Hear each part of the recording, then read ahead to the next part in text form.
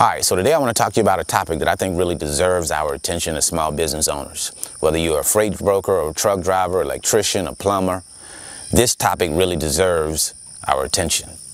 Most small businesses will fail within the first year. Doesn't matter whether it's a truck driving business or whatever type of business, most of those businesses, 8 out of 10 of those businesses will fail within the first year.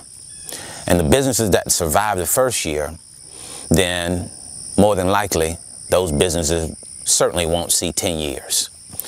And the businesses that survive for that 10-year period of time, the question that you have to ask yourself at that period of time to me is, what do I have to show for my 10 years in business? What do I have to show for my effort, right? And I'm not talking about showing anybody else. I'm talking about when I go to sleep at night, or when I get ready to go to sleep at night and I'm having a conversation with myself. What do I have to show? What do I have at the end of the rainbow?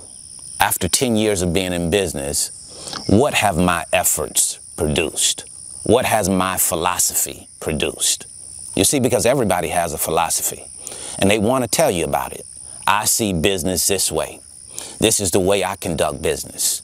And all of that is good. But at the end of the day, what really matters is, what does your philosophy produce? What does your perspective produce? And most people's perspective as it pertains to business does not produce anything, right? But they want to tell you about it. Now, how I see it is that when we look at what the real reason is why so many businesses are failing, what do you come to in your mind? What do you say is, this is the problem, this is why small businesses are failing? Do you look outward and you say that it's because of the business, how the business is structured? It's because of something else outside of you. If you're doing that, in my opinion, that's where the mistake comes in at, right?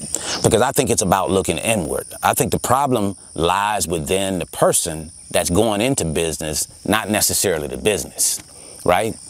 I think the person that is operating the business is most times the problem. So I look to give myself the responsibility. I look to say, hey, I am the problem, not someone else. And what do I need to do to fix me so that I can be a better business owner, so that I can have more success in this business? Or maybe I need to make a different decision and go into something else, right? Because here's what I want you to understand. Everybody is not a business owner. Right? I don't care how many marketing ads you see about anybody can be a business owner and how anybody can do it. Yeah, anybody can, but most people won't, right? Because it takes a special person to be a successful business person, right? I think it's too many, ads out there. It's too much rhetoric out there about business and anybody doing it. Yes, I want everybody to have access. I'm a big fan of that.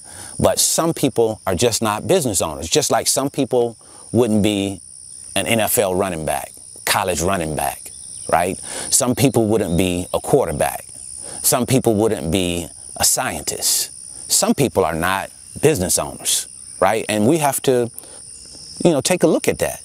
If you don't qualify in your own mind, if you say to yourself, that's not something that I can see myself doing, there's nothing wrong with that. There's nothing wrong with that, because it's not for everybody. So that's the thing that I want to say without belaboring that point, is that business is not for everybody, okay? Now, with that said, why are so many people failing in business? I think what it primarily boils down to is that people are not prepared for business ownership. You see, it's a difference in being a business owner, a trucking business owner, and someone who drives a truck. It's a difference in being a freight agent and someone who owns a freight brokerage. It's a difference between being an electrician and someone who owns an electric company, and a company that provides those services, right? There's a big difference. And most people can do the task. You know, there are certain tasks that most people do. There are some great truck drivers out there. There's some great electricians out there. There's some great plumbers out there. There's some great freight agents out there. That doesn't mean that they'll make good business owners, right? Because business comes down to how well you manage finances. And a lot of you are not really good financial managers, right? And you have no desire to be. And if you don't have a desire to be really good at managing finances, you won't be a good business owner. That's just the bottom line.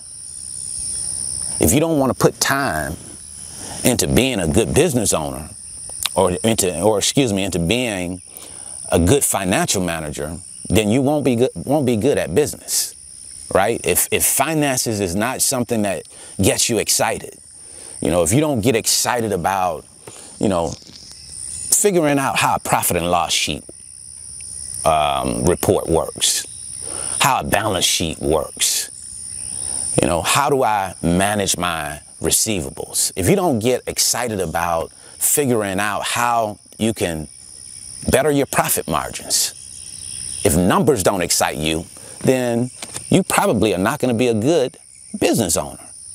And I think we just have to square with people and tell the truth.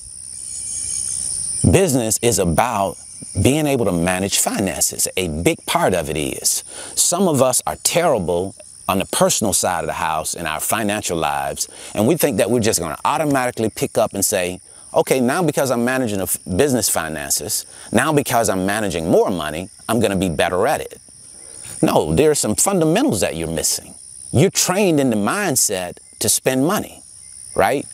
All of us, I think, are trained in that mindset. A lot of us, most of us are trained in that mindset to make money, to spend money, right? And if you're trained in that mindset, that's not going to align well with succeeding in business, right? So we have to break that mindset. We have to break the mindset of spending to make money.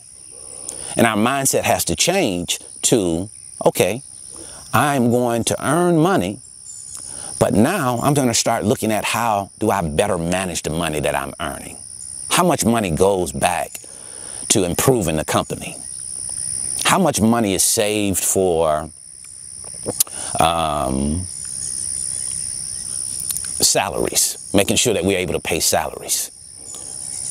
How much money is put back for the rainy day fund, right? How much money is put back for you in your savings accounts, your 401ks?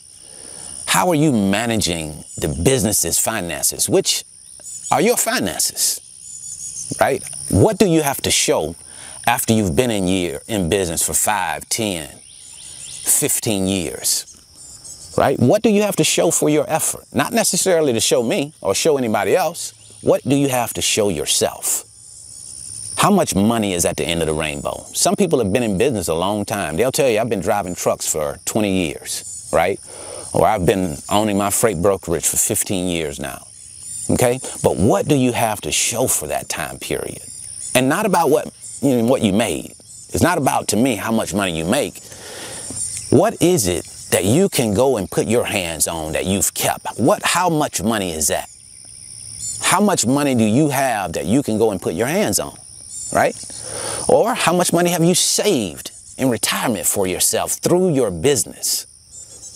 Because that says something about your business philosophy. That says something about your perspective as far as business is concerned.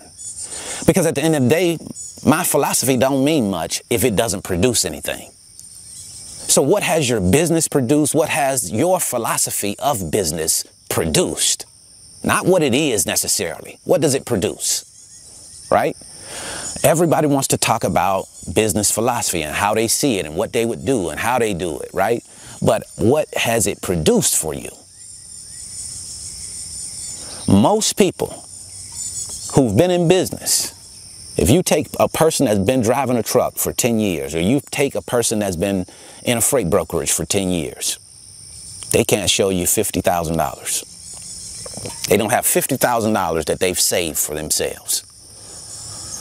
That's saving $5,000 a year for a 10-year period. their business, their philosophy, their financial management has not produced $50,000 for themselves at the end of a 10-year period. So think about that.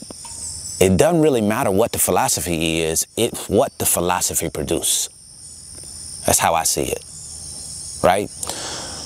When we really start to look at business management, being successful in business, it's about how you manage finances. Get into that. Make that a part of what you do. Make that a part of what you study. Financial management. If you got bad credit right now, you'll probably have bad credit as a business owner. So address the problem, fix the problems. I'm not saying that you have to do that first. Some people have already started. But understand that that's a problem and fix that problem so that it doesn't bleed over into your business.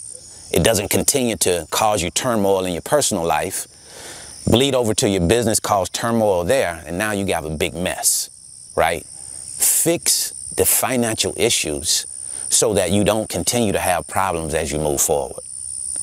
The financial issues have to be fixed. Business is about money. If you understand money, if you understand how to use money, if you utilize money and you don't let it utilize you, you stand the best chance to be successful in business. That's what I wanted to share with you today. Have a great day. Have a great rest of your week. See you at the top, because the bottom is much too crowded.